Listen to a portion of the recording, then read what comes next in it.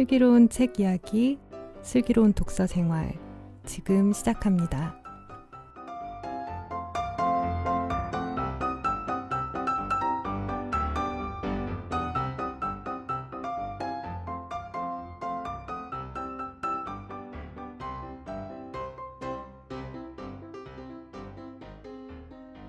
안녕하세요. 번역하는 딴입니다. 저희 다시 만나게 돼서 좋고요.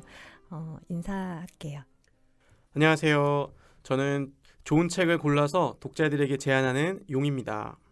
안녕하세요. 좋은 책들을 만들어 독자들에게 전달하는 편집장 찬입니다. 네, 어떻게들 지내셨어요, 그동안? 저는 벌써 한 달이 됐는데도 변함없이 로안 윌리엄스의 크래시트란 트라이라는 책을 번역하고 있고 플레밍 마인드라는 책을 입문하고 있고 굳이 하나 추가된 게 있다면 저희 이제 아마 이제 이 방송이 올라갈 때쯤이면 아마 출간이 되어 있을 것 같은데 키스워드가 쓴 신이라는 문고판을 지금 또 하나 추가적으로 작업하고 있습니다. 동시에 세 가지 책 작업을 하고 있는 건가요? 그렇죠. 결과적으로 가능한 일인가요? 네, 가능해야죠. 네. 그리고 또 저희가 제가 굉장히 좀 제 나름대로 중요한 이 변화가 생겼다면 하루에 지금 10,000보씩 걷고 있습니다. 별 궁금하지 않은 거예요. 아니 슬기로운 독서생활 저희 청취자들이 우리 근황 얘기 너무 찬님. 안 한다 그러니까 이상한 얘기라고 있어. 찬님이 10,000보를 걷든 20,000보를 걷든 이거는 나중에 그 팟캐스트 게시판에 사진 첨부되는지 모르겠는데 10,000보를 걸은 후 어떤 사진을 올려주시면 네. 아니 나는 저한테 중요한 그 편집자들한테는 되게 중요한 게 그 번역이랑 이제 윤문만 하다 보면은 사실은 제가 원래 한 15시간 정도 이제 그런 번역과 윤문 집중을 하는데 몸이 좀 탈이 나겠더라고요. 그래서 네. 나름 독서와 이게 긴밀한 연관이 있다. 독서를 하기 위해서라도 우리도 운동을 좀 해야 된다. 네. 너무 말을 맞추신 거 네. 어거졌습니다. 용님은 어떻게 보셨나요? 저는 찬님 얘기를 들으면서 저하고 되게 많이 다른 삶의 방식이라는 생각이 좀 들었어요. 그게 또 편집자랑 이 책을 판매하는 서점이랑의 차이일 수도 있을 것 같아요. 이제 용서점이 오픈을 하고 하나씩 지금 독서 모임들을 런칭하고 있는 중이에요. 그래서 첫 번째로 그 호모부커스랑 같이 그 책 읽기 공동체 호모부커스랑 같이 연계해가지고 그 독자 생존이라는 모임을 이제 하나 시작한 게 있고요. 그리고 지금 녹음하기 전에 어제 그 왼손으로 읽기라는 그 우리가 평소에 사용하지 않는 우리는 주로 우뇌를 좌뇌 약간 좌우가 좀 헷갈리는데 그 우리가 평소에 잘 사용하지 않는 이 왼손이라는 모티브를 가지고 저희가 평소엔 잘 접하지 못했던 주제를 다루는 책이라든가 어떤 이야기를 하는 모임을 하나 만들었거든요. 그래서 그거는 그런 모임을 이제 시작했습니다. 앞으로도 지금 용서점에서 이제 다양한 형태의 책과 관련된 모임과 행사들을 시작할 준비하고 있는 것들이 또 있거든요. 그래서 보통 모임 시간대가 저녁 시간이에요? 7시 반. 7시 반이요? 저녁 7시 반에 그 회사 마치고 사람들이 오면 이제 저녁 먹고 모여서 한 2시간 정도 하는 좋겠다. 모임을 갖고 있어요. 그래서 용서점 광고를 살짝 하자면 그 앞에 지금 현재 2개 정도의 모임이 런칭됐는데 그 참석했던 분들의 어떤 만족도가 굉장히 높다라는 다들 막 울면서 돌아갔다라는. 일단은 그 서점의 환경이 되게 좋아요. 그 서점의 어떤 가봐야 되는데. 뭐라고 해야 되나요? 별도의 공간이 지금 약간 그 모임 가질 수 있도록 해놨는데 한 대여섯 명 정도 모일 수 있는 그 자리가 있고 뭔가 모임을 열심히 하지 않고선 견딜 수 없는 아주 좁다란 분위기면서도 굉장히 집중력이 있는. 좋게 얘기하면 아늑한 곳이고 딴짓하면 바로 보이는. 얘가 듣고 있는지 안 듣고 있는지 바로 알 수 있는 정도의. 그래서 진짜 소규모 독서 모임을 정말 꿈꾸시는 만약에 지금 저희 방송 듣고 계신 분들 중에서도 정말 좋은 계획이 있다 그러면 용서점에 한번 건의하시면은 되게 좋을 것 같습니다. 자리가 얼마 안 남았죠? 시간이? 아니 많이 남았습니다. 많이 남았습니다. 네. 많이 남았대. 네네. 그래놓고 나중에는 안 받아주시면은 엄청 서운할 텐데요. 고마워요.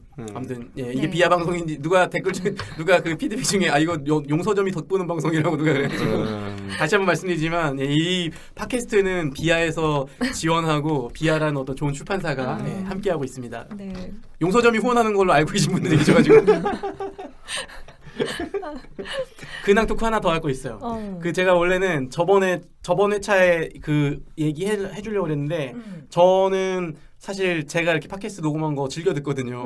제 스스로 한 뭐 보통 한 회당 뭐 10번 이상씩 듣고 뭐 왔다 갔다 하면서도 차에서도 듣고 뭐 용서점에서도 심지어 틀어놓고 하는데 우리 스스로가 네. 10번 정도는 아니고 저는 한 50번 들은 것 같은데. 전혀 아 정말 네. 굉장히 듣고 있는데 그 피드백 들어온 게 되게 많이 있었어요. 사실 그 의외로 많이 듣고 계시더라고요. 예. 네. 저희 팟캐스트에 대한 피드백을 서점에 있으면 오는 손님들도 저한테 해줘요.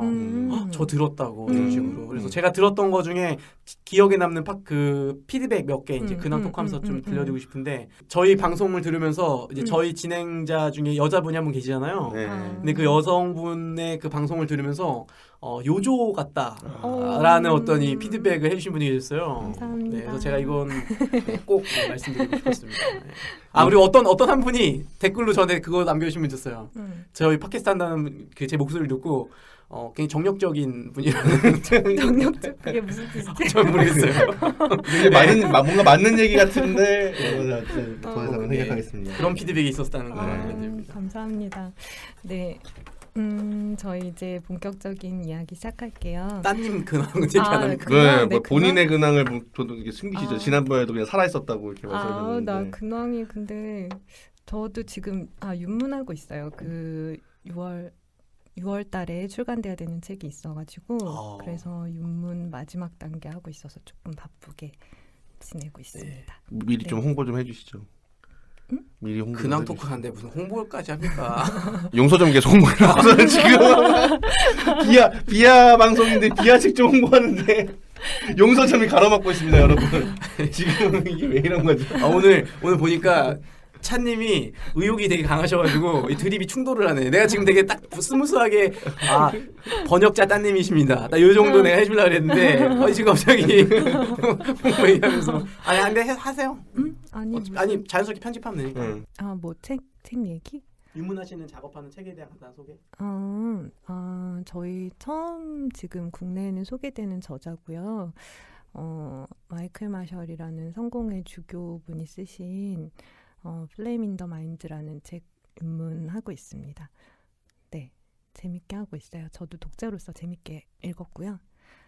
한국어 제목으로는 순례를 떠나다라는 제목으로 지금 네, 출간할 그렇게 출간될 예정입니다. 플레이밍 마인드. 네. 불타는 마음. 그렇죠. 네, 그렇죠. 맞아요. 네. 네, 기대해 주시고요. 저희 이제 본격적인 얘기 시작할게요. 이번 월간 비하에서 성서 역사와 만나다라는 책을 살펴볼 건데 저희 이 만나다가 시리즈로 계속 나오고 있는 거죠. 저희 시리즈 소개 좀 편집장님이 해주세요. 만나다 시리즈는 어쨌든 저희가 비하에서 내고 있는 책 중에서 가장 어떤 교양이라는 주제에 충실한 책입니다. 그래서 보통 이제 기획자들은 책을 기획할 때 어느 정도 대상 독자를 상정하기 마련인데 그 비하의 다른 책들은 기본적으로 이제 신자들의 그것이 이제 뭐 장로교든 성공회든 천주교든 간에 기독교인들 그리스도교인들의 신앙의 성숙을 위해서 좀 기획을 하는 반면 이 만나다는 조금 더 이제 좀 지식의 확장 교양. 교양 이거에 초점을 두고 했고 가능한 한 그거는 그리스도교 신자들뿐만 아니라 일반 입문 독자들이나 그 수능 방송에서 이른바 고등학교 정식 그 의무교육 과정을 이수한 분들이라면 누구나 좀 한번 알아두면 좋을 법한 그런 지식을 제공하기 위해서 내놓는 책들이고 현재까지는 3권이 출간됐습니다. 성서와 만나다, 복음서와 만나다, 성서 역사와 만나다. 다음 만나다 책 예정된 게 있나요? 다음 만나다 책은 지금 번역 중인 게 예수와 만나다가 있고요. 그 다음에 내년에는 올해는 이제 예수와 만나다가 출간된 예정이고 내년에는 교부와 만나다. 재밌겠다. 네. 그 다음에 바울과 만나다. 뭐 다 만날 수 있죠. 네, 다 만나지. 저번에 했던 문고판이랑 비슷해요, 사실. 그렇죠. 계속 우려먹기 좋은 만남이 싶네요. 예.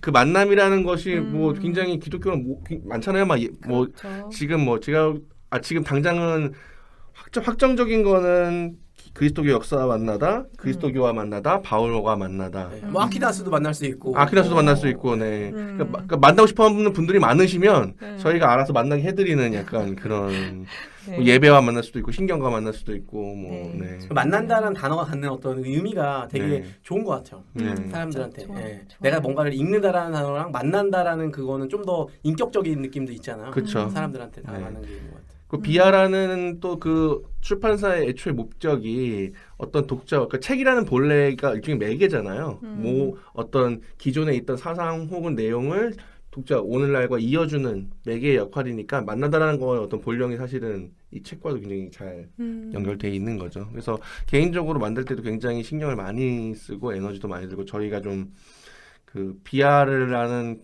그 출판사를 알릴 때 좀 가장 좀 남았으면 하는 시리즈 중에 하나입니다. 성서와 만나다가 1위 했잖아요. 그렇죠. 성사만하다. 그 전체 그 알라딘 종교 1위 네. 했었던 그랬구나. 거고. 상대적으로 그 만나다 시리즈는 보통 출간되면은 그 반응이 좀 빠른 편이죠. 네. 네, 그렇군요. 근데 그건 있는 것 같아요. 이제 아까 이 시리즈 소개하시면서 의도와 목적을 얘기할 때 다른 시리즈는 좀 그래도 범 그리스도교, 그러니까 범 기독교인 대상으로 하는데 이 책은 그걸 넘어서는 교양 도서로 이제 기획을 하고 네. 이제 시도를 한다 그랬는데 이제 저도 예전에 있던 출판사에서 그런 것들에 대한 어떤 시도도 있었고 어떤 그런 사실 그런 욕심이 있거든요. 그러니까 특히 기독교 출판을 하는 회사에서 일하는 사람들은 뭔가 이 밖을 넘어가고 싶은 경계를 넘고 싶은 마음이 있는데 이 시도들이 사실 굉장히 어려워요. 성취하기가. 그렇죠. 그 앞전에 했던 거 대부분 실패했었고 저도 이제 실제로 데이터를 못 봐서 궁금하기도 한데 그 여러 장벽들이 있거든요. 그러니까 물리적인 장벽, 유통상의 장벽도 있고 그리고 독자들의 그 입문 독자들이 기독교 출판사에서 낸 지금 이 비하에서 말한 이 만나다라고 했을 때 만날래라고 제안했을 때 안 만날래. 왜? 왜? 그리고 그런 식으로 낸 일반 출판사에서 낸 기독교 입문서들이 사실 또 이미 기획들이 많이 있잖아요. 네. 그리고 저희가 그 신학 신학을 다시 묻다 하면서 어떤 이 신학의 역할이나 이거 얘기하면서 이제 그 사회와 이 신학 간의 이런 얘기를 했는데 한국의 상황은 사실 이 일반 쪽에서 일반 독자들이 기독교의 이야기나 기독교의 주제에 그 귀를 기울이거나 하는 이게 되게 약하고 그 독자를 개발하는 건 되게 사실 어려운 일인데 그래도 비아가 이거를 또 두드리고 있다라는 것 자체도 저는 그 시도하는 것 자체가 되게 좋은 것 같아요. 저희 나름대로는 그래서 좀 신경을 쓰고 있는 게 만나다 시리즈의 저자군이 사실은 비아가 내놓는 저자군 중에서 가장 이제 일진. 일진.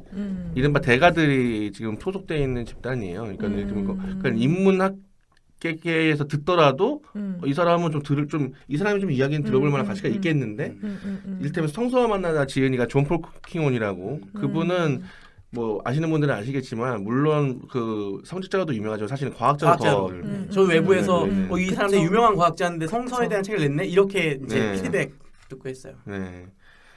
그리고 복음서와 만나다도 한국에서는 사실 덜 알려졌지만 그 리차드 버리치 같은 인물들은 런던 신학교 그 런던에 있는 그 킹스 컬리지에 또 이제 그 거기서 신학교 교수를 하면서 가톨릭계에서 또 이제 인정을 받을 정도로 그래서 이 복음서와 만나라는 책 자체가 영민권에서 굉장히 교과서로 많이 쓰이고 있는 책이에요. 그 복음서를 가장 잘 소개해놨다고.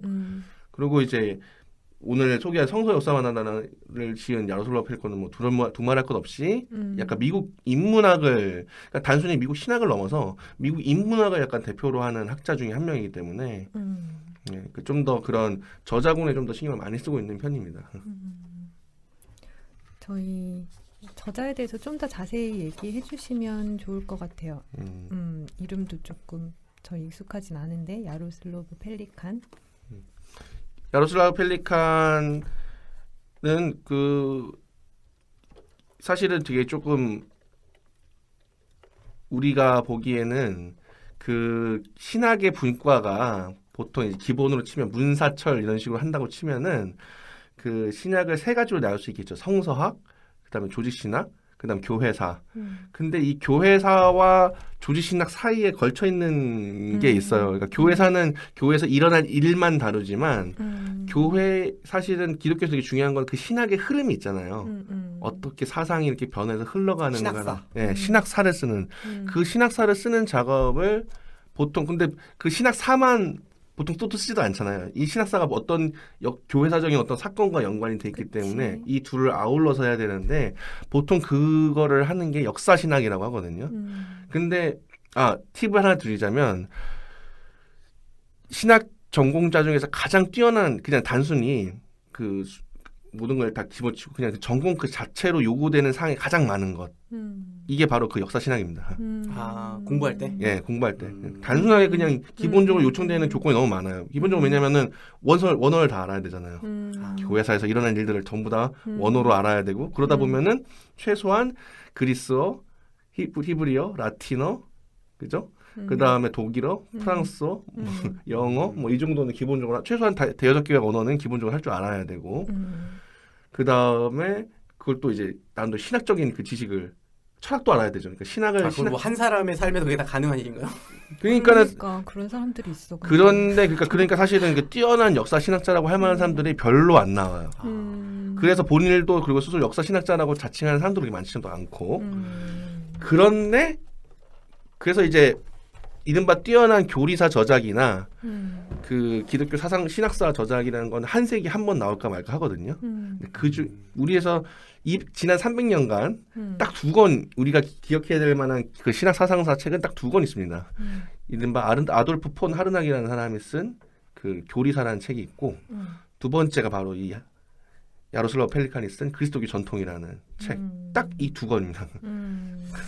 근데 그런 것 같아요. 그 하르낙도 잘 모르고 펠리칸도 잘 모르는 거예요. 이게 그 신학도들은 알고 있겠죠? 예, 있으시려고 있습니다. 근데 그 일반 어떤 기독교인 교양 독자라던가 이 관심이 있더라도 이 두 사람 이름을 사실 거의 못 들어보고 번역됐나요? 책들이 다?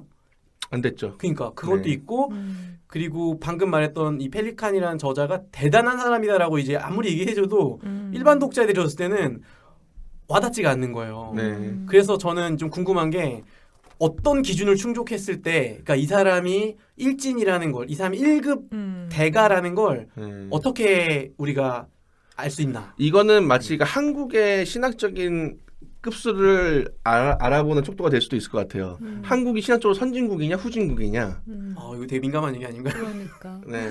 그러니까 수준을 그러면 한국 수준은 상당히 어떻게 보면은 가야 할 길이 멀다. 가야 할 길이 멀다라고 하죠. 네네. 근데 좋아요. 워낙에 지금 후진이라는 말은 좀 그리스도가 듣기 안 좋은 들어온 말이어서. 지가 그리스도교 역사에 비해서 우리나라 뭐 100년 그렇죠. 조금 넘은 네. 정도니까요. 근데 약간 오해할 수, 그러니까 사람들이 스스로도 그렇고 오해할 수 있는 게 물적으로나 양적으로 굉장히 팽창하고 네. 단기간이지만 굉장히 이게 집중돼 있고 우리나라 같은 경우 신학교도 되게 많고 신학생도 1년에 막 몇 명씩 쏟아지고 외국 유학도 엄청 가고 그러니까 우리 스스로는 뭔가 그러니까는 뭐냐면은 여기서 오해를 하면 안 되는 게 한국 뭐 기독교인들이 전체 인구의 4분의 1이고 이거는 양적인 거고 그거와 질적 차원에서 그거를 깔아주는 신학적 토대라는 게 있잖아요. 그런 기본적으로 요구되는 데이터들이 결국에는 좀 있거든요. 궁금했어요. 그거는 네, 우리 수준이었던 그 데이터를 깔아내는 작업이라는 건 결국 1차 문헌을 우리가 얼마나 번역을 해서 소화하고 있는가. 이걸로 제가 보기엔 1차적인 검증이 가능합니다. 이를테면은 그런 우리가 신학사에서 반드시 기억해야 될 사람들이 있어요. 이를테면은 당연히 성경은 당연히 해야 되는 거고 그 다음에 아우구스티누스, 그 다음에 아퀴나스, 루터, 칼뱅. 자, 뭐 다 여기 분들은 이 정도 분들은 다 아시는 분들이잖아요. 중요한 건 아우구스티누스, 아퀴나스, 루터, 칼뱅. 그 다음에 조금 근대로 넘어가면 약간 이제 모르는 분들 계실 텐데 슐라이어마하라는 사람이 있습니다. 이 5명 중에 전집이 나온 사람이 있을까요, 없을까요, 한국에? 전집이 그러니까 네. 완간된 네, 없는 것 같아요. 네 없습니다.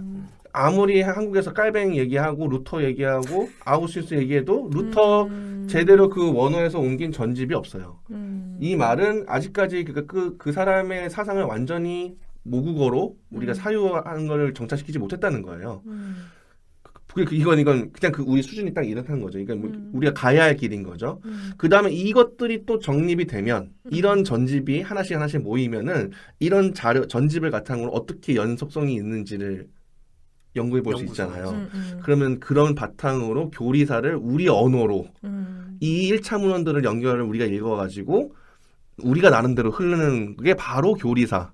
한국어로 쓰는 교리사, 한국어로 쓰는 사상사, 신학사상사가 나오는 거죠. 이거를 사실은 미국도 못했어요. 미국도 펠리칸 이전에 못했던 거예요. 네. 뭔지 알겠어요. 무슨 말인지 알겠죠? 그러니까 미국도 사실은 기독교 국가고 뭐 청교도 국가라고 얘기하겠지만 1차 문헌을 아직까지 충분히 소화를 하지 못했고 그 당시에 물론 미국에서 이제 또 뭐 조나단 에즈워드나 이런 나름대로 청교도 신학자들이 있긴 했지만 기독교의 전체 자산을 받아들일 정도의 역량은 되지 못했던 거죠. 그리고 사실은 그 당시에 독일이나 이제 이런 그 영국이나 이런 데에 비해서 굉장히 질적 수준 차이가 많이 났던 거예요. 근데 이게 원래 본토고 이 어떻게 보면 미국이라는 것도 넘어온 이민자들의 그렇죠. 토대니까. 예. 그러니까 하나하나씩 그거를 닦아가는데 여기서 갑자기 기적 같은 일이 일어나죠. 전쟁이 일어나잖아요. 1차 세계대전. 이게 사실은 이게 그 인류 지성사에서도 상당히 굉장히 큰 전환점입니다. 세계대전이 일어나고 2차 세계대전이 일어나는 게 왜냐하면 야로슬라브 펠리칸 가족이 동유럽 사람들이에요. 또 하나 이게 팁을 알아두면 좋은 게 전 세계에서 가장 외국어를 잘할 확률이 높은 게 동유럽 사람들입니다. 정말 그렇더라고요. 언어적 특성. 왜냐면은 이게 되게 특이한 게 동유럽이 라틴어계와 러시아, 그러니까 유럽 어적이 이른바 크게 두 개로 나눠져 있다고 하잖아요. 라틴어와 그리스어. 근데 둘 다 할 수 있는 언어. 그리스어와 라틴어를 그냥 기본으로 터뜨리고 태어난. 그래서 일단은 동유럽 사람들이 신학을 하면은 좀 무서워지기 시작하는, 그러니까 동유럽 사람들이 신학뿐만 아니고 뭐든 하면 좀 무서워지는 인문학을 하면 상당히 유리하게 되는 그런 게 있어요. 미로슬라브 볼프도 그런 건가요? 미로슬라브 볼프도 그렇죠. 예. 갑 소름 돋아. 미로슬라브 두 개가 끝이야 근데. 미로슬라브 볼프가 삼위일체라는 삼위일체 교회라는 책에서 되게 재밌는 게 한 명이 상당히 큰 게 라칭어고 한 명이 지지올라스잖아요. 그러니까 서방교회와 동방교회 대표하는 사람들을 비평한 건데 이러기가 사실은 쉽지 않습니다. 그것도 약간 지리적 특성도 있겠네요. 일단은 양쪽을 그쵸. 아우르는 그렇지, 맞아.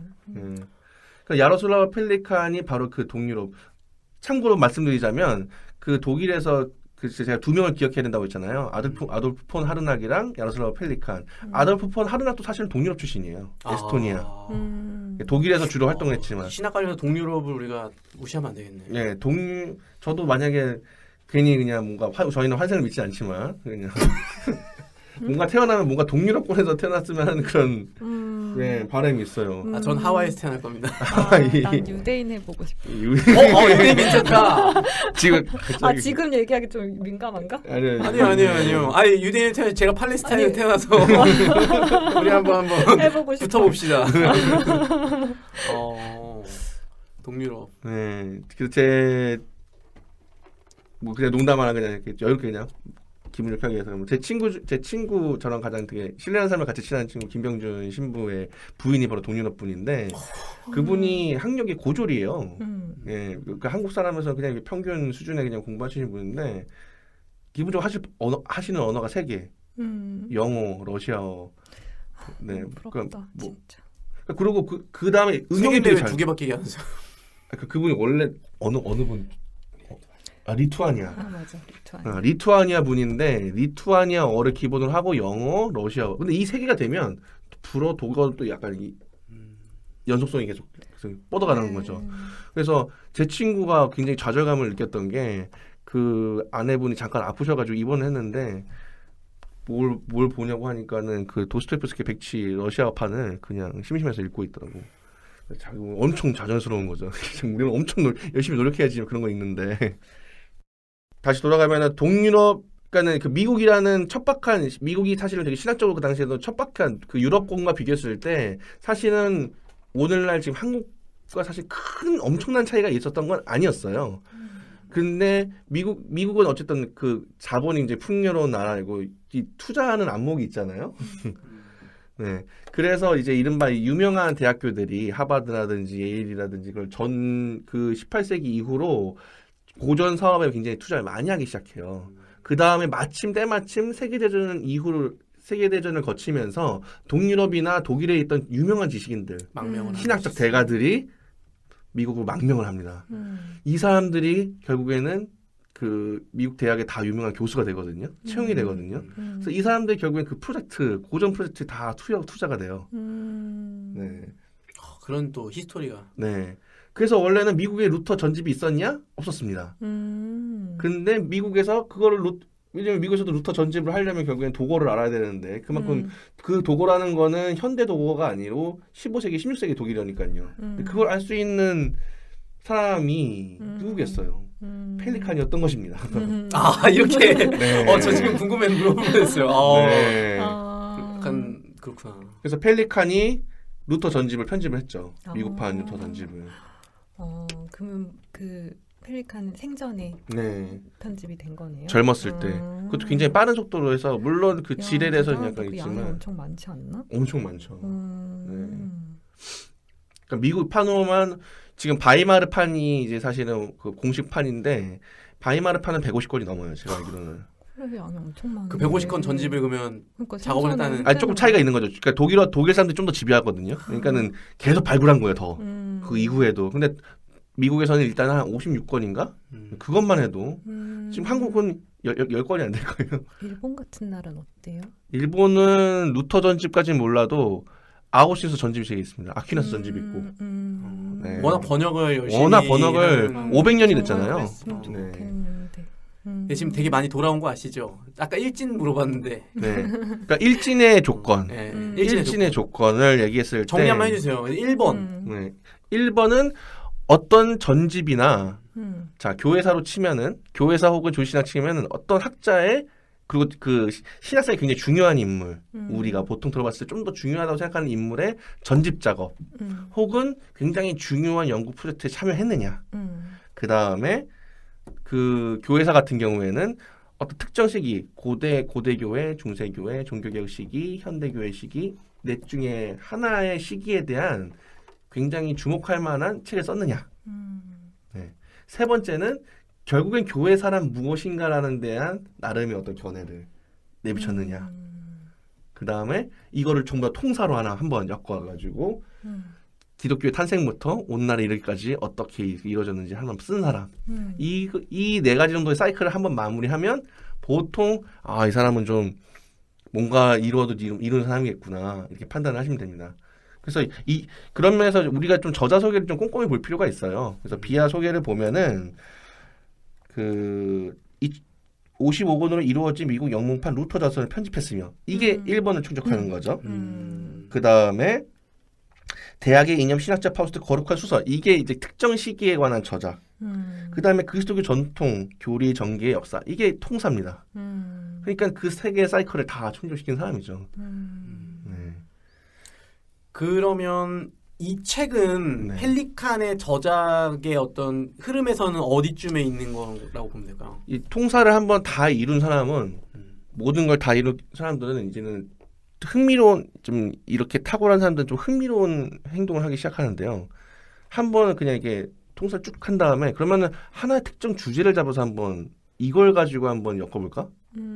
그래서 펠리칸이 그 예일대학교 강연이었던가요? 처음에는 예수라는 주제로 인류의 역사가 어떻게 예수를 해석해왔는가 라는 주제로 이제 나중에 지금 지저스로 센츄리라는 걸 했는데 그게 이제 바로 출간되자마자 이제 문화사의 고전으로 또 되죠. 스케일이 큰 것 같아요. 네. 진짜. 기본적으로 다루는 그러니까 그 예수 키워드로 전체 인류사를 뭐 이렇게 예. 평생 하나만 꿰뚫는다. 해도 그거 하나만.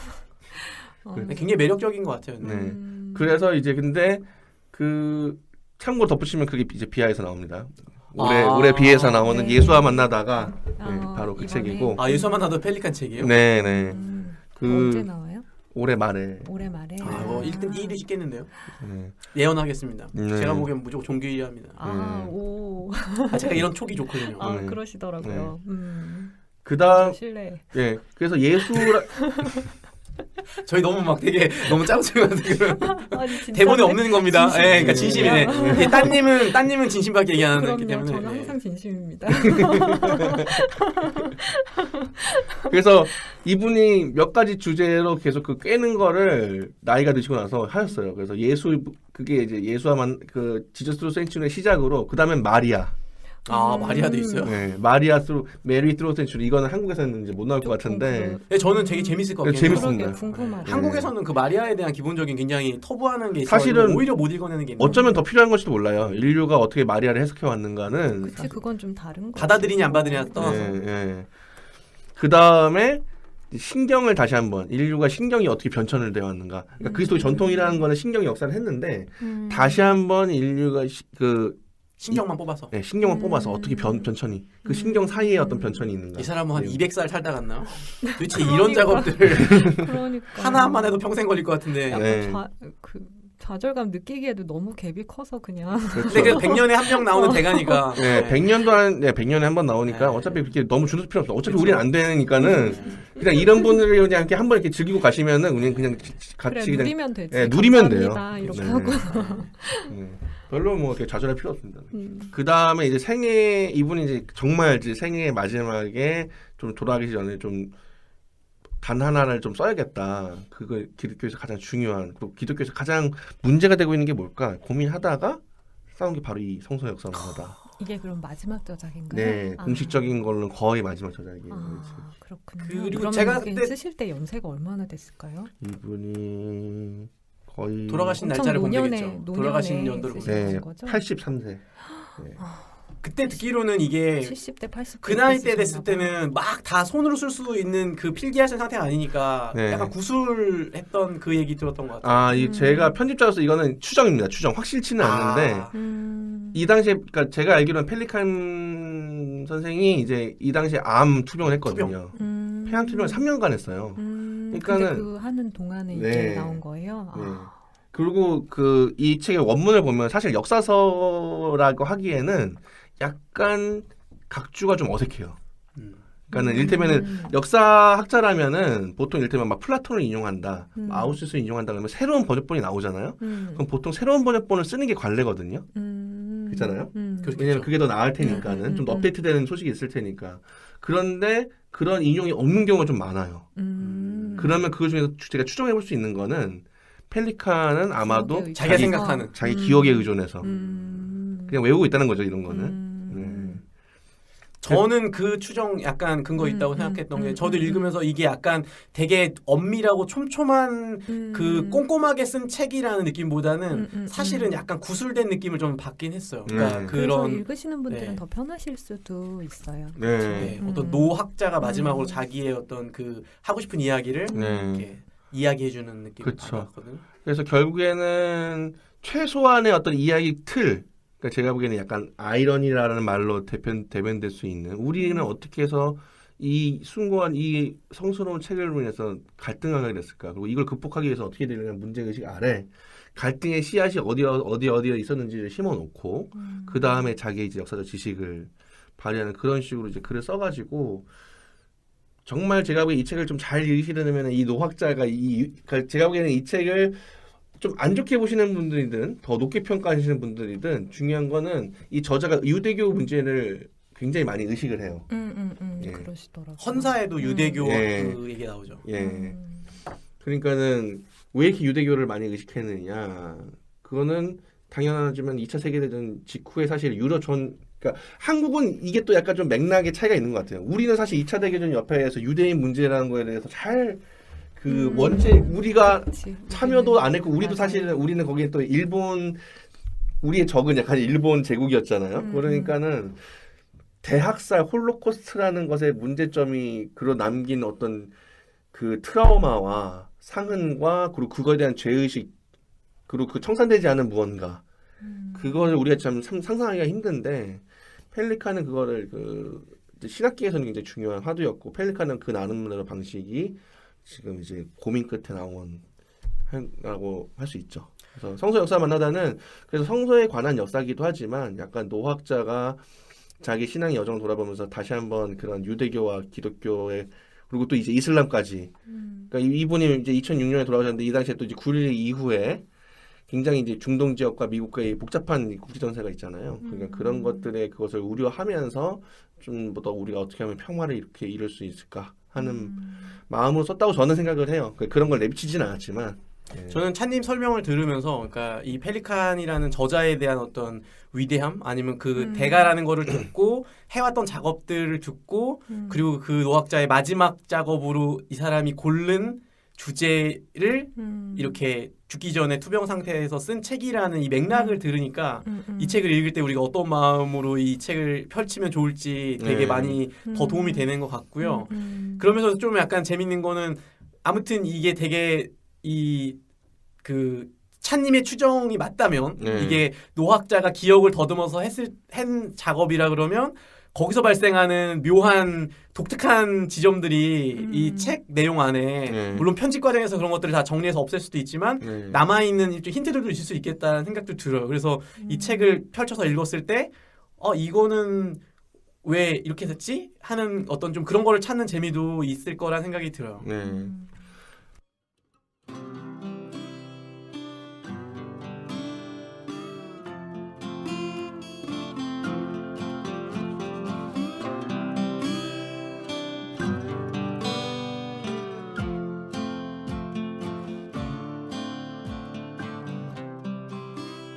저희 이렇게 저자랑 책의 맥락 바깥 이야기들을 좀 나눠봤어요. 이제 본격적인 책 이야기는 2부에서 나눠볼 거고요.